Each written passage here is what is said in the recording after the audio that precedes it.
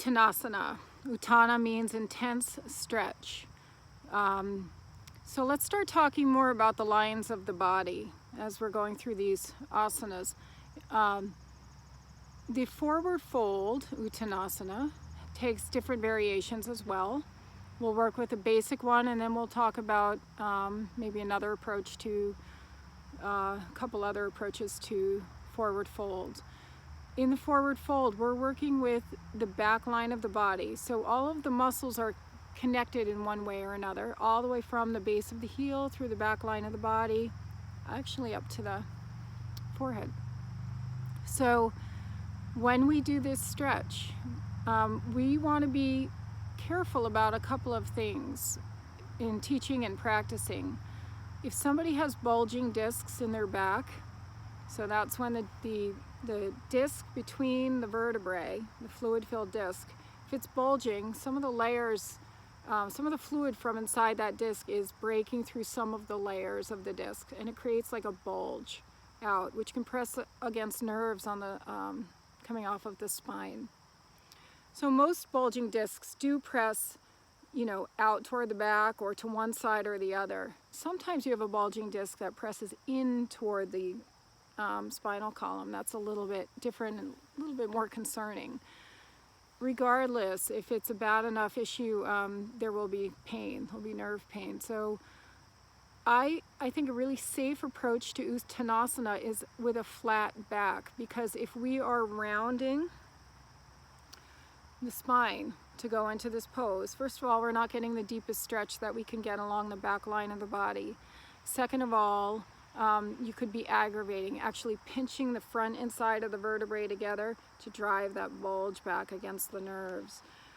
Is that something to be fearful of when you're teaching? No, because rule of thumb, we know if it hurts, don't do it, right? There are different kinds of pain. If it's a sharp shooting pain, it's probably nerve pain. So, if somebody's experiencing that in a basic forward fold or some other movement, you'll want to say, okay, let's ease back out of that. Think about how to decompress the spine, lengthen the spine all the way through. So let's see what that looks like. Okay, so right at the top of the legs, if you were to put your thumbs right where the thighs meet the torso and lift a leg, you would pinch your thumbs. That's hinging at the hips. That's where we want to hinge from.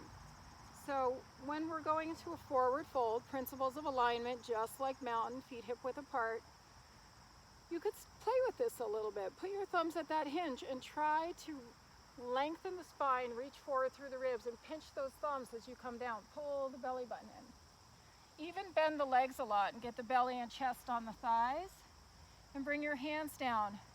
Palms lightly behind the thighs, elbows in, and maybe play with, what is this like? A little bit like Uttanasana, right? Weight in the heels. And then take a breath in and exhale. Try to keep your belly super glued to the thighs and straighten the legs only as much as you can to come into the full form. I'm not torquing on my legs a lot, but I am using a little bit of pressure to help hold the pose. Even while I'm bringing my heart in toward the thighs, bringing the crown of the head toward the ground at the same time. So this is a nice warm-up. Inhale, exhale, inhale, exhale. Okay, to release the pose, lift from the crown of the head and rise one vertebrae at a time, slight bend in the legs, and come up. So sometimes you'll see the forward fold like this.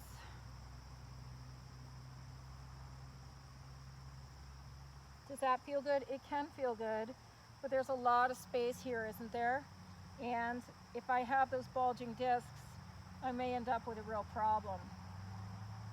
So coming down into a forward fold with a flat back. Very different pose. What happens if somebody can't get their hands to the floor? That's pretty typical, right? Does it matter? No. We do our best. Hands wherever they reach. A nice approach to this pose, again, is to bend the legs, get the belly and chest on the thighs. Maybe you can hold your elbows to help you straighten.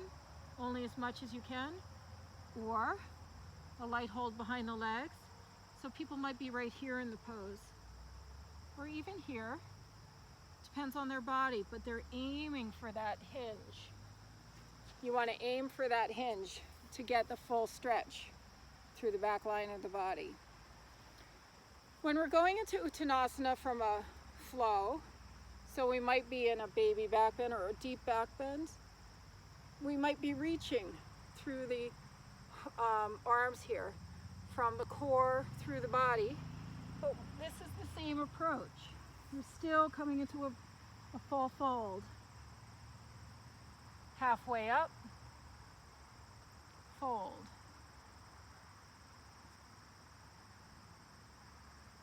Okay. So again, feet can be together or hip width apart.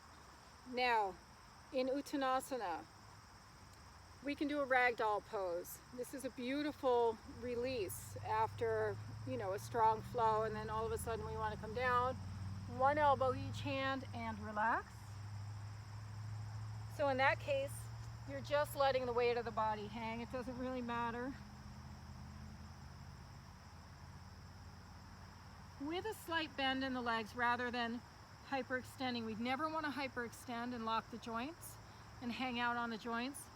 We want to get the stretch in the hamstrings and the calves. That ever so slight bend helps with that. And it doesn't hurt the knees.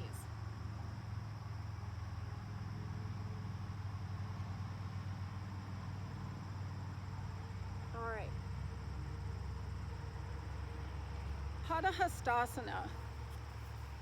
Pada means foot and hasta means hand. So this is a foot to hand pose, asana pose. This is a nice way of using the body as a prop. You can also use straps beneath the feet. So foot to hand pose. You would bend the legs as much as needed. Feet are hip width apart. Hinge down. Your fingertips or your entire hand all the way up to the wrist go underneath the feet. You press down lightly with your toes, straighten the legs, bend the arms, and draw yourself into the full posture.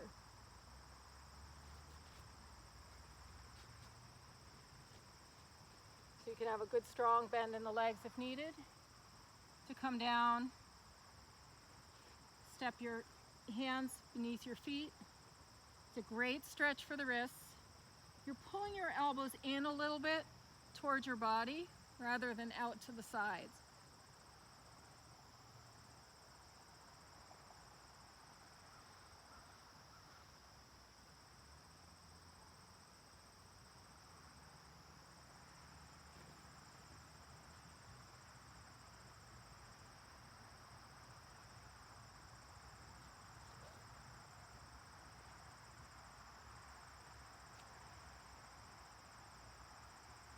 Now,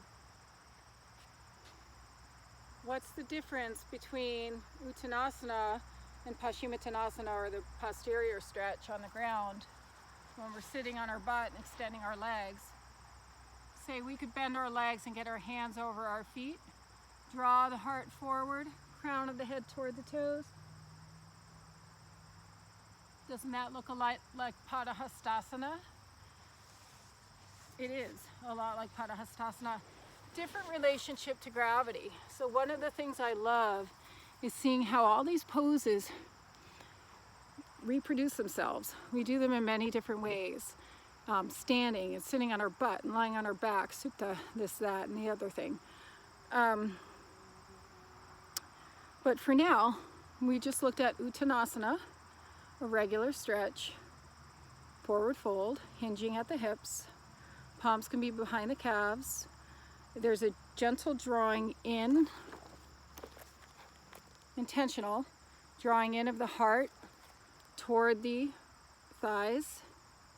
But there's also that engagement of your core muscles in your abdominal area to drive the crown straight down. And that's also something people miss. You'll see them curve a lot here, a lot more than she is curving, to get the forehead toward the knees, missing the hinge. So get that hinge first, Once you're there and you're breathing and you're in surrender to the pose, doing tapas with the pose, engage the core, send the crown of the head down and elongate the vertebrae. So our press points here would be soles of the feet, right? Tailbone, straight up. So feel into this pose. That's Uttanasana. Uttana means what? Intense stretch. Tata means mountain. Ardha, half. Chandra, moon. Utkata, powerful or fierce. Utkatasana, standing squat. So, and Padahastasana is the one where we tuck our hands, might start with fingers, and then maybe you can get, depends on your wrists, right? Your whole hand underneath your foot. Toes would be kind of pressing here, get a stretch here, and go into that stretch. So try these. And the next posture we'll move on to is Vriksasana, balance pose.